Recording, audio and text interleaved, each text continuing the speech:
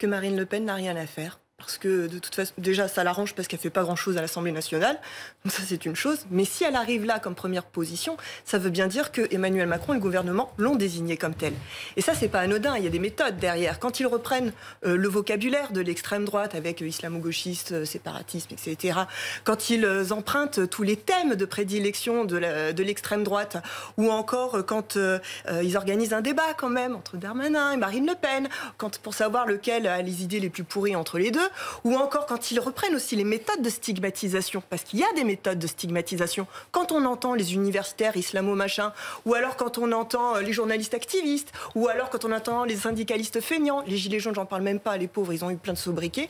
Bref, on a toujours la même méthode, qui est une méthode de stigmatisation et de mettre les gens les uns contre les autres.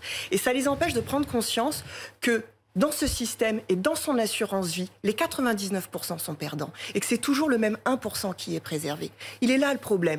Et aujourd'hui, ils sont en panique parce qu'ils nous disent « Ah, mais il faut faire le barrage, il faut faire le front républicain. » Mais regardez, vous avez des bilans à votre actif. Il s'est passé 2-3 petites choses quand même. Les violences policières. Pourquoi est-ce qu'il n'y a personne dans le gouvernement qui est capable d'appeler Jérôme, Manuel, Vanessa, Eddy, qui ont perdu des mains, qui ont perdu des yeux? Pourtant, vous prenez le temps pour appeler Monsieur Zemmour quelques minutes au téléphone. Pourquoi est-ce que vous n'avez pas pris le temps d'appeler ces personnes-là? S'il y a des vies derrière qui ont été brisées. Et ça, il faut le rendre compte au-delà des vies. Il y a une République qui est brisée.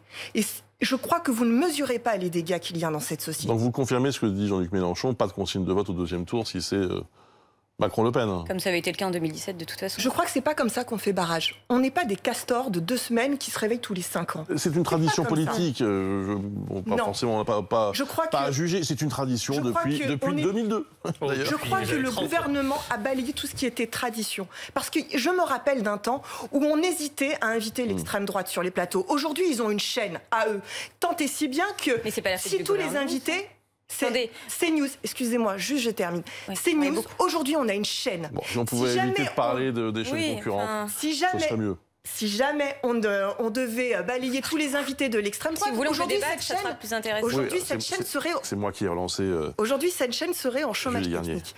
Julie Garnier, vous êtes dans votre rôle d'opposante lorsque vous critiquez le gouvernement, la majorité qui sont au pouvoir, mais ces résultats de sondage pour Marine Le Pen, ce n'est pas aussi l'échec énorme de la gauche, qui devrait être aujourd'hui peut-être à sa place, en position d'être au second tour de l'élection présidentielle?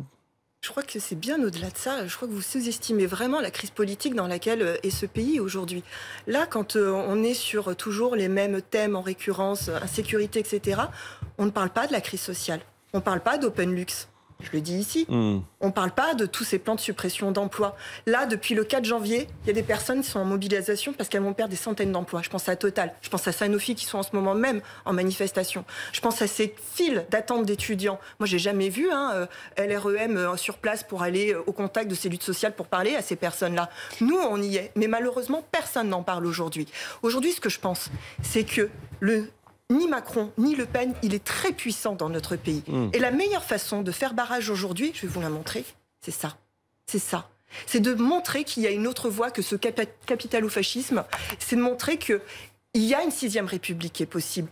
On peut parler de référendum révocatoire, on peut parler de référendum d'initiative. Aujourd'hui, vous voyez, c'est les 10 ans de Fukushima, on sort le 2e livret qui est sur l'écologie. Parce que la bifurcation écologique, c'est aussi proposer un avenir, c'est aussi proposer des choses. Mais malheureusement, on n'en débat pas. Ni Macron, ni Le Pen, ça c'est quelque chose, en effet, qu'on peut voir aussi dans les chiffres futurs de l'abstention. Prisca Thévenot, le danger, il est là quand même. Ça vous a choqué quand Gérald Darmanin a dit à Marine Le Pen qu'elle était un peu molle? Mais bien évidemment, ça choque tout le monde, je pense.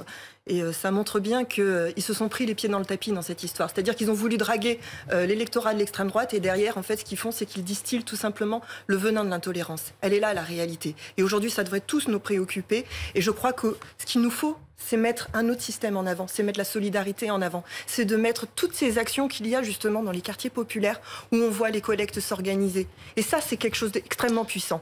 Et je crois qu'aujourd'hui, ces sujets-là, il ne faut pas les mettre sous le tapis. Quand on parle que vous avez refusé d'augmenter le SMIC, il y a quelques mois, vous nous demandiez d'applaudir tous les soirs à 20h pour toutes les personnes qui sont en première de corvée.